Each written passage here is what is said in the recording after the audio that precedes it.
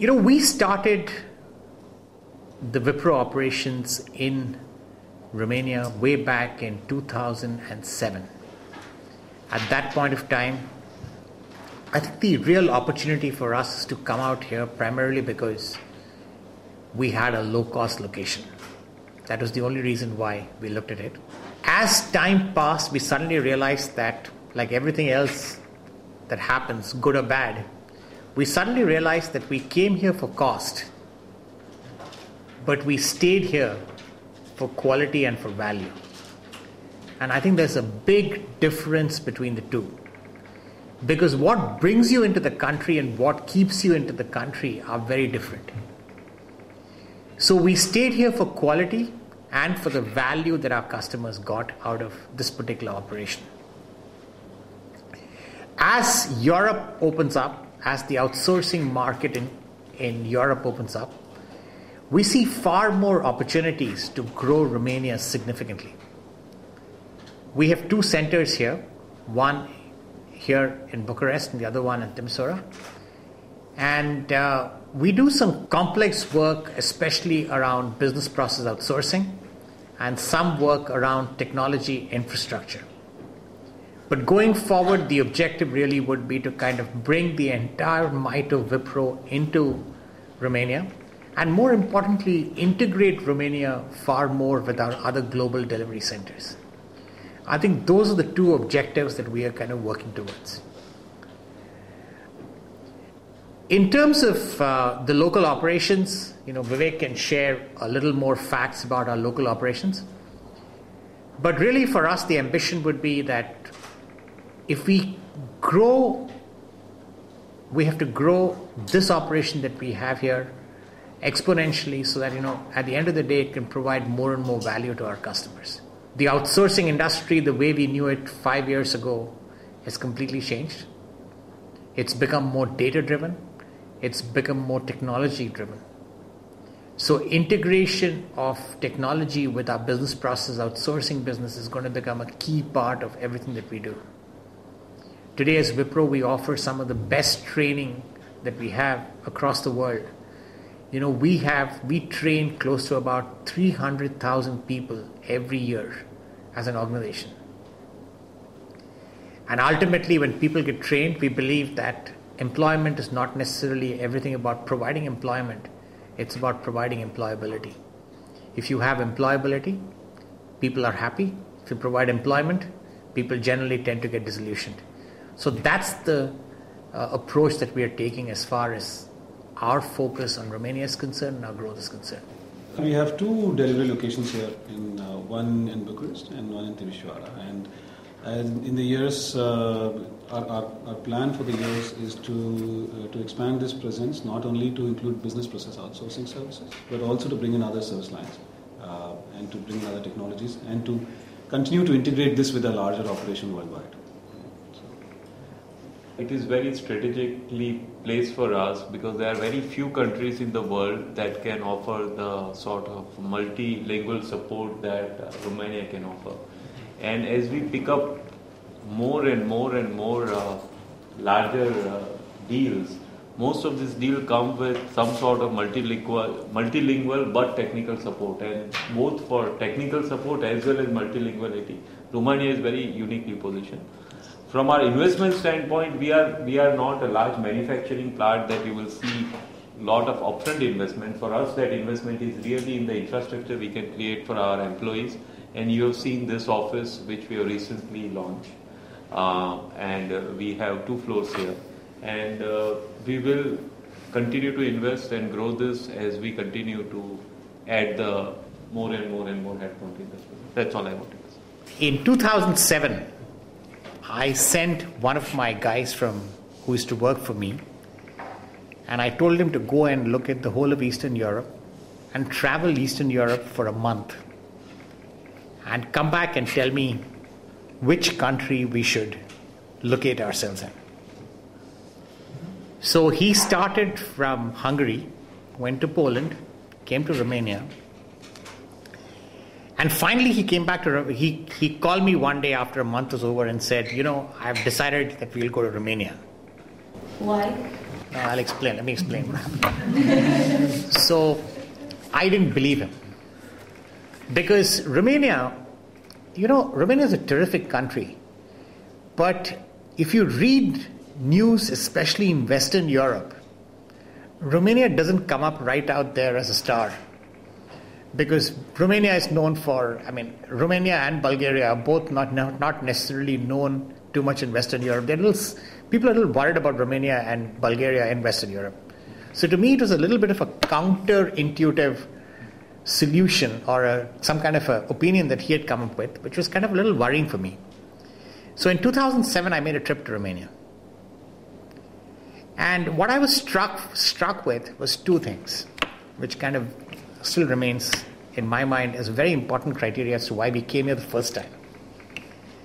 Number one was that I noticed that folks could speak far more languages here in Romania than you were able to kind of get in any other part of Europe, because it was very natural to the educational system.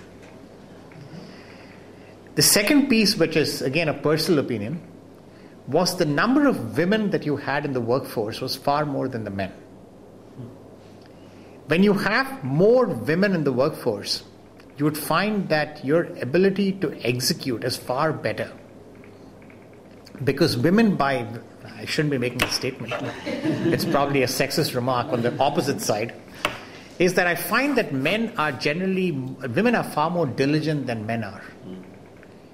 And in the kind of work that we were doing, it was important for us to have diligence as well as skills, language skills. And that's why we came here.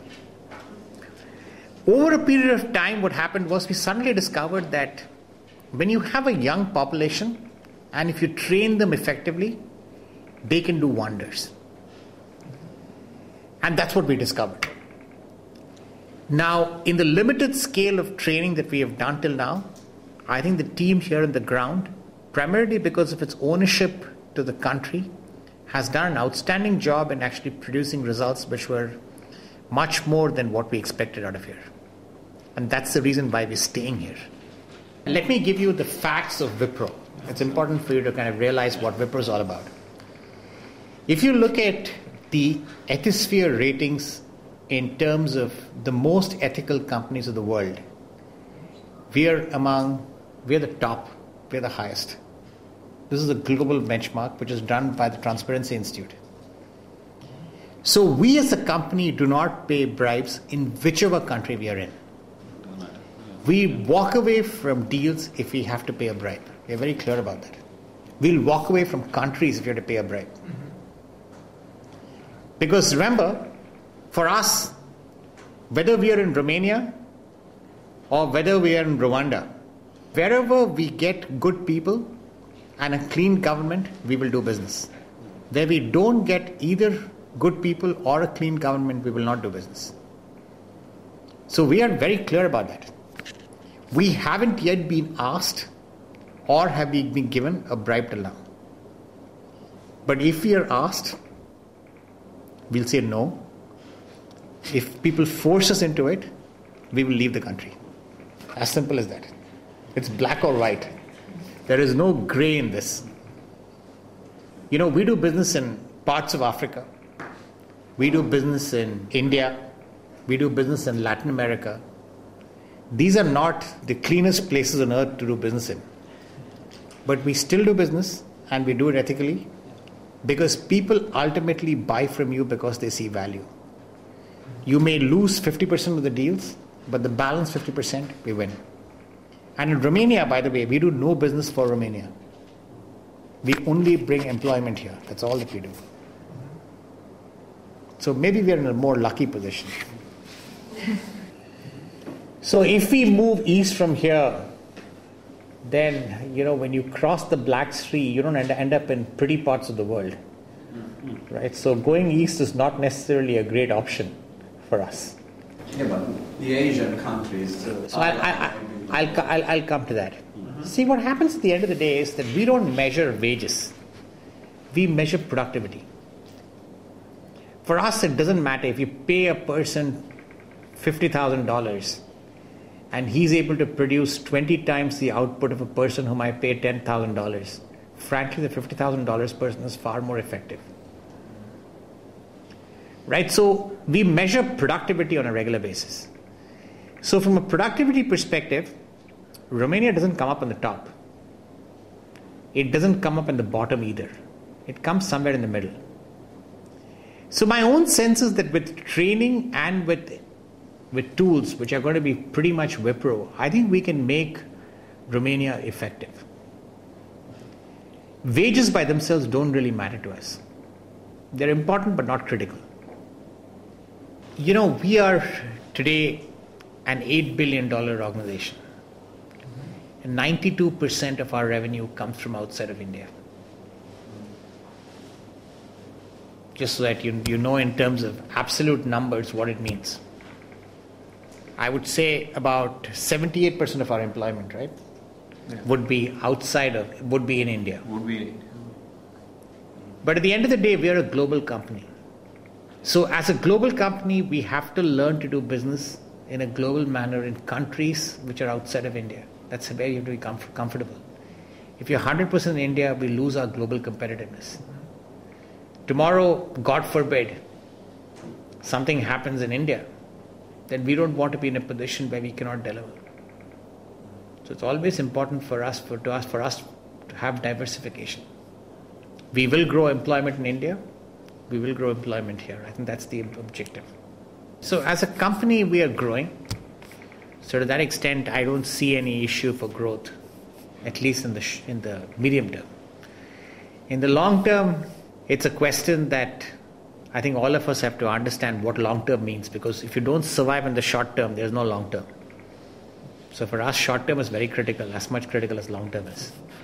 I'd rather be conservative and under-commit and over-deliver rather than over-commit and under-deliver. I think that's the approach that we're taking. We have customers in the health and life sciences segment.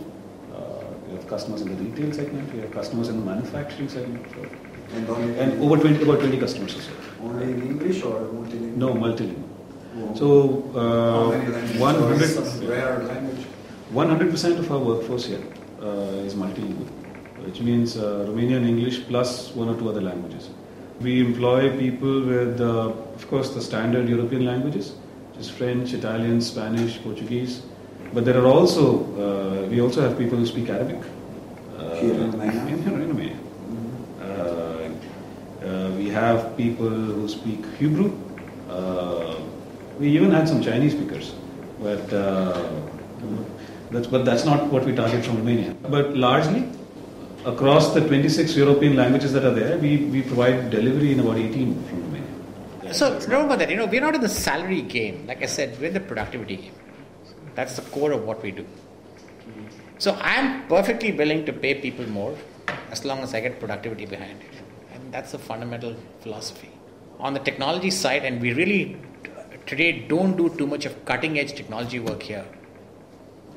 When we start doing that, my own sense would be the compensation levels would change significantly for those people. So the concept of what the market can bear is what really is, at the end of the day, the philosophy, the guiding philosophy under which we operate. In Wipro, our philosophy is a little different.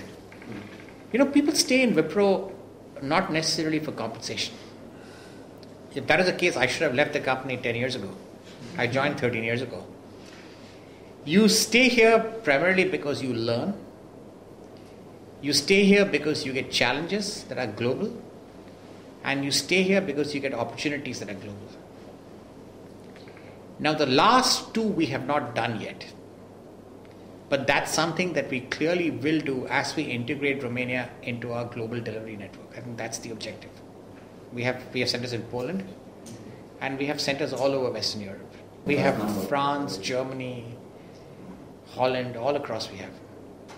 Excepting Italy and Spain, I think, and we have it everywhere. We have centers in Portugal also. I'm not even considering the UK because the UK is, in my view, out of the realm of continental Europe. And in the US, you have operations? Oh yeah, of course.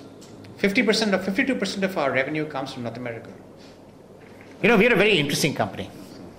We started in 1947, and we started making vegetable oil. So we used to make tinned vegetable oil. That used to be our core competency. Then we decided to move into making cosmetics. So, if you've heard of a brand called Yardley, Not in this part of the world. yeah, you may not have heard it here. It's a soap brand. We own that brand. That used to be, the soap that the King of England used to use, or the Queen of England used. I don't know if the Queen of England uses it, but anyway. So, from soaps way back in the late 80s, we decided to move into information technology. The cosmetics business and the food business is no longer part of our business. It's a separate business. It's a separate company.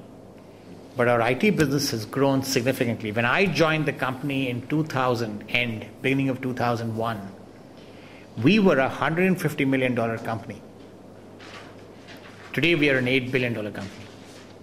And we are very proud of the fact that we make plenty of money in this business. We are very profitable. We have plenty of cash in our balance sheet. And we believe that we do something which is pretty unique. We provide jobs to countries. Put it this way, our operating margin would probably be in the region of about 21%. So anywhere between, we make about $1.5 billion every year in terms of profits. Our company is a very interesting company. 98.3% of our business comes from existing customers every year. So we don't necessarily have to sell a lot more because our existing customers, through our delivery, give us more business. So Wipro as an organization, our belief is that ultimately what will happen is that there are some major trends happening in the industry. The first major trend that's happening is that the rise of data and artificial intelligence is going to become a huge thing. There is going to be a time in the next couple of years when artificial intelligence is actually going to go out there, and a lot of the work that we do today, which is highly manual, will go away with AI-driven machines. So what will happen is that the nature of work that we know is going to change. It's going to become more technical. The value that we are going to add to work is going to be significantly higher than what we've ever known before. So, and that is going to come into the services industry. So there is going to be a certain set of jobs that are going to go away, and there is going to be a new set of jobs that are going to get created. I think that's the first opportunity. The second big opportunity that we're going to have is that there's going to be a concept of Internet of Things, which is that everything in the world is going to be device enabled. Today you carry your cell phone in your pocket and you go around. Governments, if they want to, can know where you are. They can know what you're doing. They can use it in any form or shape. You're spending time with your husband or wife. Guess what? The government, if they want, can pick up the data and say, well, you know what, so much time to so much time, he actually spent at home. The Internet of Things is going to become a huge opportunity.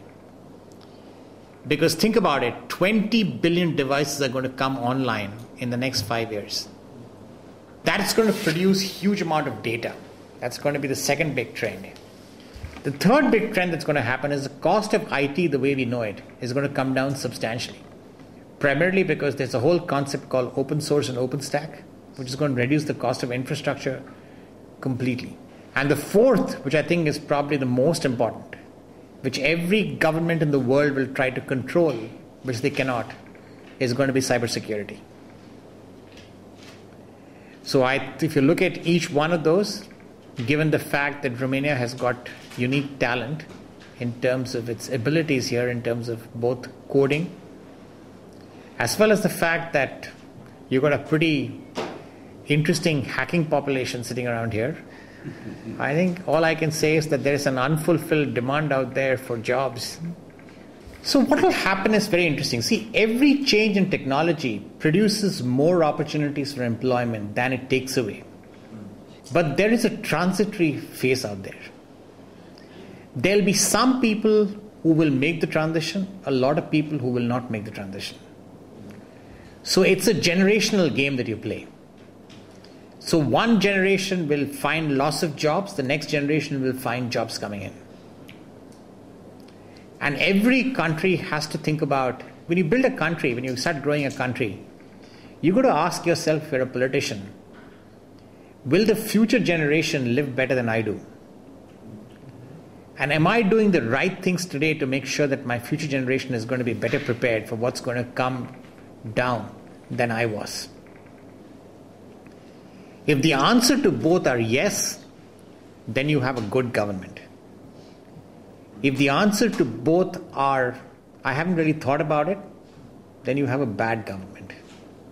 If you have a government that says, look, it doesn't matter what's going to come down, let me make my money today and get out, then you have consequences which are maybe not short term that great, but long term you can have social upheaval that can destroy countries.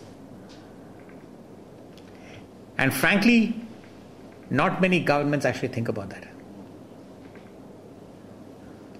But you can't blame yourself for it, because at the end of the day in a democracy, you elect the politicians. So you get what you vote for. So don't blame the government, blame yourself.